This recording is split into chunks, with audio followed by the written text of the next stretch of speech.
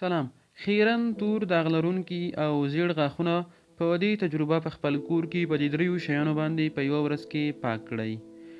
درنو دوستانو، هیله ده چې تاسو ټول به روغ او جوړ وئ او د صحت په کلوي کې به نغښتي وئ.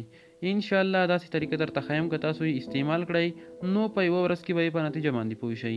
ډیره یوه ښایسته او زبردسته طریقه ده. تر ټولو ښه خبره خو دا ده چې په خپل کور کې استعمال کړئ. ډاکټر ته هم هیڅ اړتیا نه لرئ. هر ډول خیرن غاښونه چې وي هغه په ډېرې اسانۍ سره ورباندې پکېږي. خو مخکې له دې چې ویډیو پیل کړم یوه غوښتنه در څخه کوم چې که تر اوسه مو زموږ چینل نه وي سبسکرایب کړی نو د مهربانۍ له مخې زموږ چینل سبسکرایب کړئ. درنو دوستانو، بشپړه طریقه یې تر پایه وګورئ. طریقه یې په دې ډول ده. درنو دوستانو، اول به دا وسایل پیدا کړئ.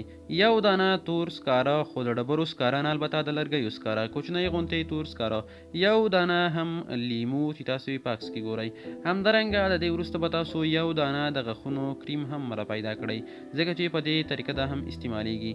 او بیا به تاسو یو دانه کشوغه را پیدا کړئ او له هغې وروسته به تاسو بیا یو لوښی یا هم یوه کوچنۍ کاسه چې ورته وایي هغه را پیدا کړئ. او همدارنګه له هغې وروسته به تاسو بیا یو د غاښونو بروش را پیدا کړئ چې غاښونه ورباندې صفه کېږي، هغه بروش چې هر څوک یې پېژني. او بیا به تاسو یو دانه چکو را پیدا کړئ چې دا هم په دې طریقه کې استعمالیږي. اوس به نو تاسو داسې وکړئ چې یو دانه کسه یا لوښی به راواخلئ او بیا به تاسو یو چاقو او سکاره راواخلئ. د چاقو په واسطه به هغه سکاره چې د لرګي سکاره وي هغه به تاسو ورو ورو ګروئ او د هغې څخه به هغه تورکي کوم چې دي هغه تاسو لوښي ته ورچوئ تر څو ښه میده میده وي، غټه دانه به نه پکې اچوئ. بیا به تاسو د چاقو په واسطه یعنې سکاره به ورو ورو وګروئ او وبه یې سولوئ چې تقریبا یوه کاشوغه تورکي د سکاره څخه کسې ته وغورځېږي، تقریبا یوه کاشوغه، خو باید ښه میده میده وي لکه پوډر. بیا به لیمو په منځ نیم کړئ او د دواړو ټوټو څخه به یې اوبه راوباسئ او همدغې کسې ته به یې ور واچوئ. بیا به تقریبا یوه کاشوغه د خولې کریم هم ور واچوئ.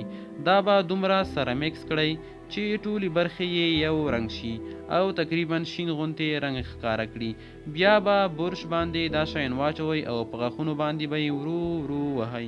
نو که په لومړي ځل ستاسو غاښونه د دې سره سپین نه شول، دوهم ځل لپاره یې بیا وکړئ. یعنې داسې نه وي چې ستاسو غاښونه ډېر خیرن وي نو تاسو ووایئ چې په لومړي ځل به بیخي صفه شي. لومړي ځل به لږ تاثیر وکړي، بیا سبا ته یا لږ وروسته بیا دا کار وکړئ. انشاءالله په یوه ورځ کې به تاسو په نتیجه پوه شئ.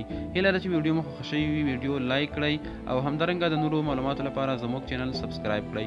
د ویډیو لیدلو څخه مو مننه.